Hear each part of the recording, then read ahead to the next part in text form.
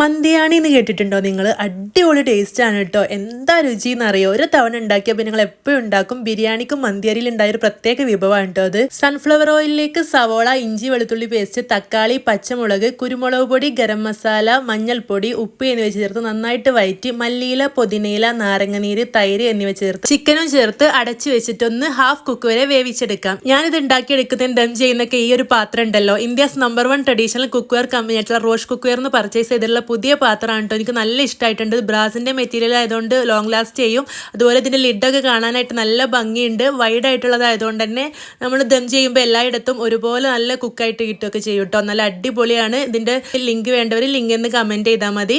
ഇനി 1/4 ഭാഗം വേവിച്ച് വെച്ചിട്ടുള്ള മന്തി റൈസ് ഇതിന് മുകളിൽ ഇട്ട് കൊടുത്തിട്ട് കുറച്ച് നെയ്യും മല്ലിയിലയും ക്യാരറ്റും കൂടെ ചേർത്ത് കൊടുത്ത് 30 മിനിറ്റ് ഏറ്റവും ചെറിയ തീയിലൊന്ന് ദം ചെയ്തെടുക്കണം കേട്ടോ. ഇത് കണ്ടോ, അടിയിലൊന്നും ഒട്ടി പിടിക്കാതെ നല്ല പെർഫെക്റ്റ് ആയിട്ട് കിട്ടിയിട്ടുണ്ട്. അപ്പോൾ ഇതുപോലെ ഉണ്ടാക്കിയെടുക്കുമ്പോൾ നല്ല ടേസ്റ്റുമാണ്. ഉണ്ടാക്കിയെടുക്കാൻ വളരെ എളുപ്പമാണ് കേട്ടോ. അപ്പോൾ എന്തായാലും ഉണ്ടാക്കി നോക്കണം. ഇഷ്ടമായെങ്കിൽ ലൈക്ക് ചെയ്യാനും ഫോളോ ചെയ്യാനും മറക്കരുത്.